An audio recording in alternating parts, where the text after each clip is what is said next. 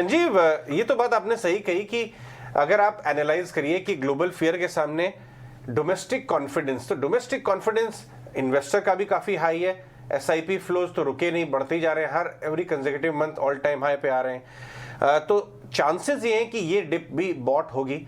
और आपने कुछ शेयरों के नाम बताए, आपका डिफेंसिव स्टॉक्स में जहां पे अर्निंग्स बहुत अच्छी हैं, से बैंक्स ने बहुत अच्छी अर्निंग इस बार दी, आईटी मेजर्स ने बहुत अच्छी अर्निंग्स इस बार दी। इनफैक्ट आईटी स्टॉक तो नीचे से आ भी गए ऊपर बिकॉज नैस्डैक करेक्ट हुआ। वहां पे कुछ नाम आपको पसंद आते हैं? बिल्कुल Ajay ji, banks and IT are always being favourite.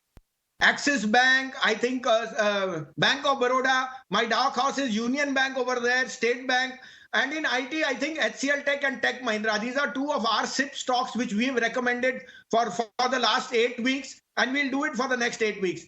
But मैंने आपको जो शेयर कहे वहां रिस्क रिवॉर्ड बहुत फेवरेबल है, because for circumstances they have corrected more than normal. Banks में जैसे आपको कहा, banks IT will. So Ajay the other thing is that you have to see what 130 crore people are going to step out to do, whether it's hotel spending, whether it's travel, or whether it's just using the mobile.